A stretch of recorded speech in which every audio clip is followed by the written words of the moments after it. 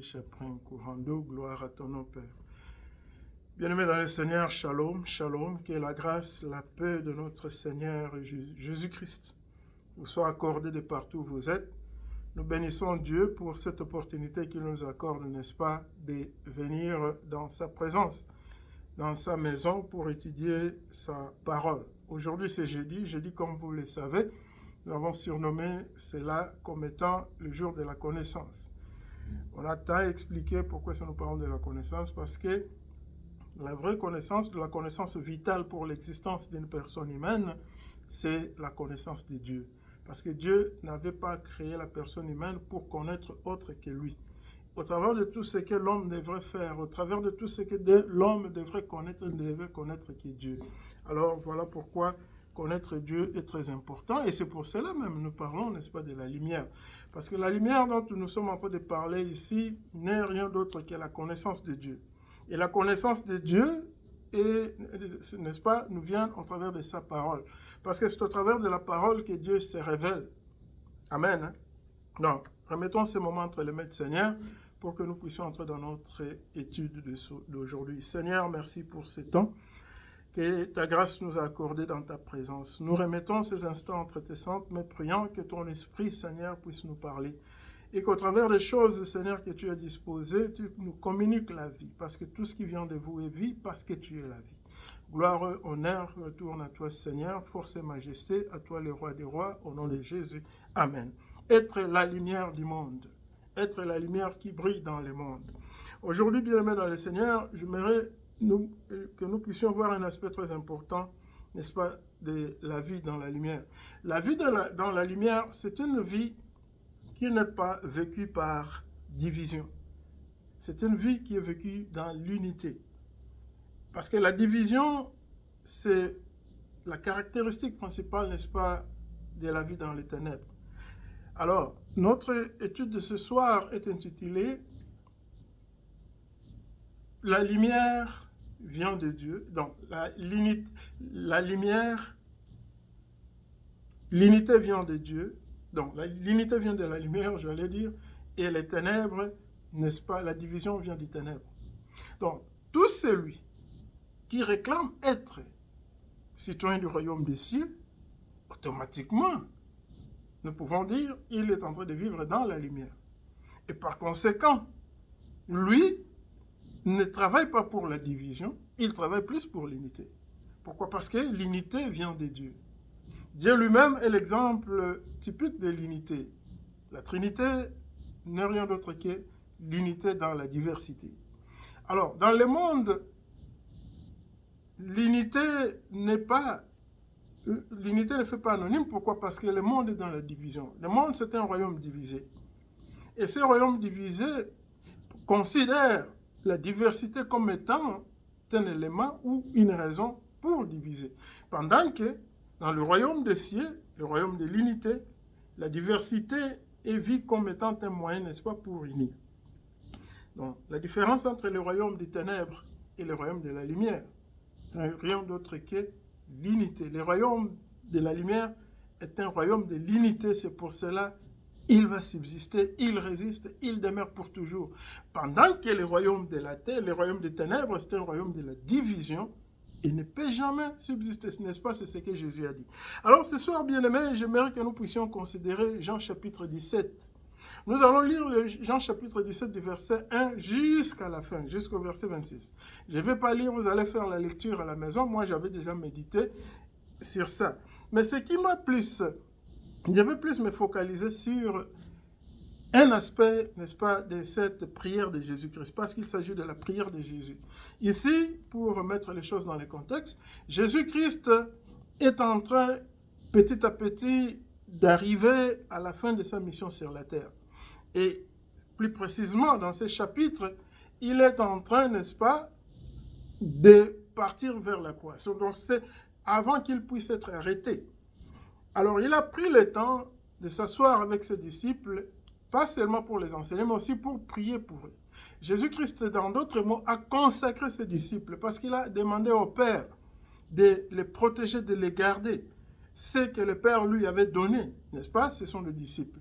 Et il ne s'était pas arrêté aux 12, je crois, qui étaient là, parce qu'en ce moment-là, qui est le traître là? Judas était encore l'un d'eux. Il a aussi prié pour Judas. Mais il ne s'était pas limité qu'aux 12 qui étaient physiquement là, mais il a aussi prié pour nous. Dans d'autres mots, Jésus-Christ plutôt nous avait déjà consacrés, il avait déjà prié pour nous, avant même que nous puissions, n'est-ce pas, lui connaître, lui accepter. Alors, quelle était la prière de Jésus? Il a prié pour l'unité. L'unité de tous ceux qui croiront en son nom. L'unité de tous ceux dont le Père lui avait donné. Parce que, n'est-ce pas, comprenez, Jésus a dit que personne ne vient à moi si le Père, au préalable, ne lui a appelé. Donc, tout celui qui croit au nom de Jésus-Christ, ça signifie que c'est le Père qui lui amène vers Jésus. C'est le Père qui lui donne en Jésus. Pour que Jésus-Christ puisse les sanctifier par son nom. Voilà même dans sa prière, quand tu vas lire, tu verras, il a dit cela. L'unité, bien aimé, pourquoi est-ce que Jésus-Christ avait prié pour l'unité? Bien aimé, parce que Jésus-Christ savait que dans le monde dans lequel lui a vécu, et nous allons, n'est-ce pas, nous allons rester, continuer, son ministère va continuer à va continuer à être présent. Donc, la continuité, pour mettre dans un bon français, la continuité de son ministère va se faire dans un monde qui est, n'est-ce pas, gangréné par la division. Alors, Jésus-Christ, voyant la réalité du monde, de la division dans le monde, il a prié pour ceux-là qui lui appartiennent, qui ne sont plus du monde, mais maintenant qui sont du ciel, pour qu'ils puissent être unis. Pourquoi? Parce que la culture du ciel veut que l'unité soit primordiale, pendant que la culture de la terre veut que la division soit primordiale. Alors Jésus-Christ a prié pour qu'il y ait la différence entre ceux qui sont du monde et ceux qui lui appartiennent. Ce qui lui appartient, la caractéristique principale, c'est l'unité. Bien qu'ils sont divers, mais ils sont mais ils sont unis. Et bien aimé, nous comprenons aussi, Jésus-Christ dit que Père, j'ai prié pour que ceux que tu m'as donnés puissent être un comme toi et moi nous sommes un. Jésus-Christ et le Père sont un, mais ils ne sont pas uniformes. Dans d'autres mots, je dirais bien aimé dans le Seigneur, l'unité n'est pas l'uniformité. L'unité d'ailleurs ne vient pas, n'est-ce pas, de la singularité. L'unité vient de la diversité. Ça signifie plusieurs entités créent un corps uni. Là où tout le monde se retrouve, on appelle ça unité. Et voilà, bien aimé dans le Seigneur, le royaume des cieux, si nous rentrons plutôt dans les livres de Genèse, vous verrez que Dieu a créé toutes choses. La création est dans la diversité. Dieu n'a jamais créé quelque chose dans l'uniformité. Tout ce que Dieu a créé, il a créé dans la diversité. C'est pour cela que vous verrez que même la race humaine, c'est l'unité, c'est une seule race, mais dans cette race, cette unité de la race humaine, il y a une diversité. Diversité de taille, diversité de réalités physiques, diversité même de complexion, de couleur de peau. Il y a diversité de genre. Il y a diversité dans toutes les espèces d'animaux. Alors, bien aimé dans le Seigneur, l'unité vient de Dieu. L'unité est de Dieu, parce qu'il est le Dieu uni dans la diversité.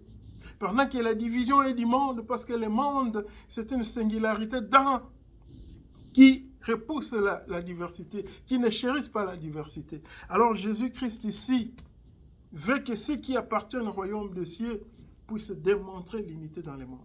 Le monde est dans la division, mais le royaume des cieux est dans l'unité.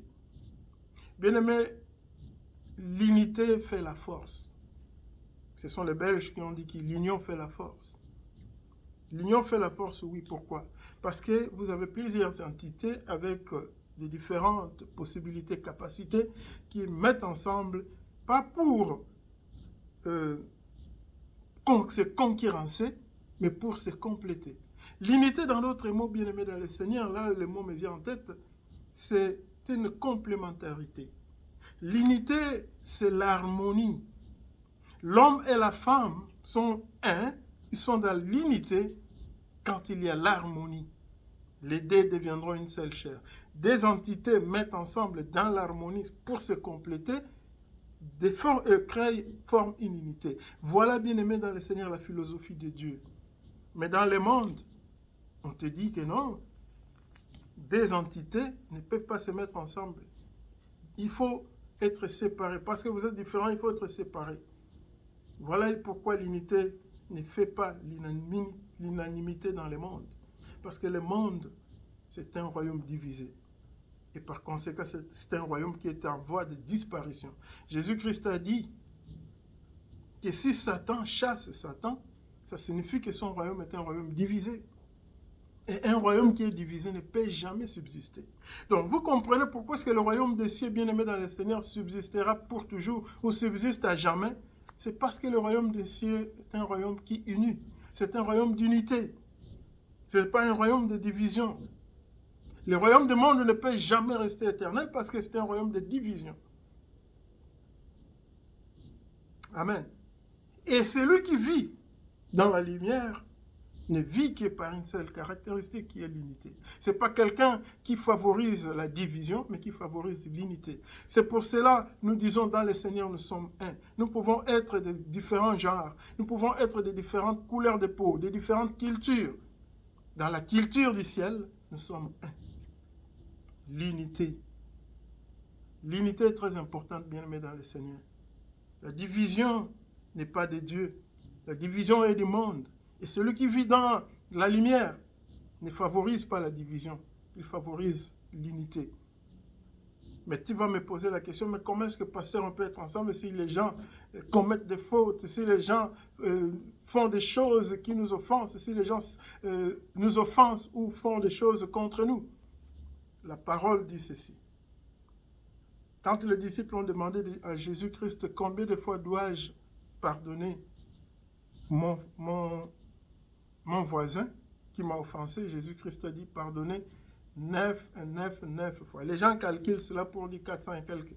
Mais en réalité, Jésus-Christ disait, it's endless. Il n'y a pas une fin pour pardonner. Tu dois continuer à pardonner.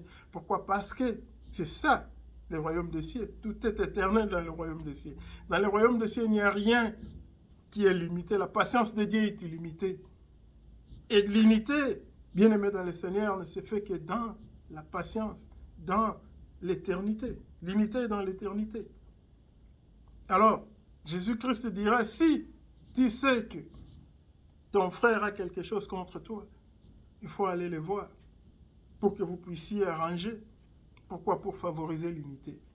Pardonner 7 fois, 7 fois, 7 fois, c'est pour favoriser l'unité. Parce que là où les hommes ils sont dans le monde, ils ne manqueront pas de différends, ils seront dans des problèmes, mais il faut pardonner, même si ça répète, il faut continuer à pardonner. Pourquoi? Parce que l'objectif, c'est de garder l'unité. L'unité, c'est l'élément de la culture du ciel. Et le Saint-Esprit, c'est un esprit de l'unité. Le Saint-Esprit ne peut jamais diviser. Le Saint-Esprit ne divise jamais ceux qui sont de Dieu. Mais il peut vous séparer du monde, mais pas vous diviser entre vous qui sont enfants de Dieu. Pourquoi? Parce que le Saint-Esprit, c'est l'esprit de l'unité. Et bien aimé dans le Seigneur, il faut comprendre une chose. Que si nous parlons de l'unité, cela n'est pas autant dire que nous n'aurons pas de problèmes. Nous aurons des problèmes. Nous aurons des différends. Il y aura des moments où nous serons insatisfaits, nous serons agacés par les uns et les autres. Mais, parce que nous sommes ceux qui appartiennent à l'unité, nous chercherons comment garder l'unité. Par exemple, les pardons. Par exemple, aller voir ton frère pour que vous puissiez arranger, éviter des conflits, pour favoriser l'unité. L'unité est très importante, parce que Dieu n'opère pas là où il y a des divisions. Mais imaginez, Dieu est Père. Et si nous nous disons nous sommes des enfants de Dieu, nous sommes des citoyens du royaume des cieux, et que nous sommes divisés, Dieu va prendre quel côté? Dieu sera avec qui contre qui? C'est pour cela que Dieu veut que tout ce qui lui appartient. C'est pour cela que j'allais dire Jésus-Christ, avant de quitter ce monde, il a prié pour que tout ce qui lui appartient maintenant, qui sont dans le monde, mais qui ne sont pas dans le monde, ne puissent pas être affectés par la virus, ou le virus plutôt, de la division qui gangrène ce monde, mais eux soient infectés par l'unité qui vient de l'Esprit Saint. Bien-aimés dans le Seigneur, dans un royaume, la différence entre un royaume et une république est que dans une république, c'est comme une jungle où les gens font ce qu'ils veulent. Mais dans un royaume, c'est pas comme ça. Dans un royaume, c'est la volonté d'une seule personne qui compte. C'est la volonté du roi. Et la culture, la façon de faire des choses, tout ce qui se passe dans un royaume est dicté par rapport à l'attitude du roi. Et nous sommes dans les cas échéants avec le royaume des cieux. Dans le royaume des cieux, nous ne sommes pas dans une république. Nous ne sommes pas dans une monarchie constitutionnelle où on peut débattre les propositions du roi, où la volonté du roi doit être débattue dans une assemblée. Ici, non. Le royaume des cieux, ce que Dieu a dit, c'est ce qui doit s'accomplir. Et c'est le roi qui influence la façon de penser, de faire les choses de son peuple. Et Dieu est un Dieu d'unité. Alors, par conséquent, nous comprenons, nous qui sommes citoyens de son royaume, nous ne pouvons qu'être impactés ou influencés par l'unité. Nous ne pouvons qu'opérer, vivre dans l'unité. Pourquoi? Parce que ça fait partie de la culture de notre roi, la culture de notre royaume. Parce que le royaume et le roi sont un. Le royaume, c'est le domaine du roi. J'aime ça en anglais, kingdom. The king domain. Donc, bien-aimés dans le Seigneur, comprenons ce soir que l'unité est très importante pour ceux qui vivent dans la lumière. Tu ne peux pas déclarer être la lumière du monde et c'est toi-même, toi aussi, qui divise les gens. Tu ne peux pas déclarer que je suis la lumière du monde et c'est toi qui es à chaque fois, là où tu arrives, tu trouves l'unité et que les gens puissent se séparer. Je dirais encore, les gens peuvent se séparer parce qu'il n'y a pas de contact entre les ténèbres et la lumière. Mais si les gens sont dans la lumière et que toi tu arrives, tu es supposé d'être lumière et que les gens commencent à se séparer, il y a quelque chose qui ne va pas. Tu n'es pas dans la lumière. Parce que la lumière ne peut jamais diviser. Par contre, la lumière unit. Parce que la lumière est de Dieu. Et Dieu est un Dieu d'unité. Il n'est pas un Dieu de la division. Que Dieu continue à te bénir. Que Dieu continue à t'assister. Au nom puissant de Jésus-Christ, nous prions. Amen.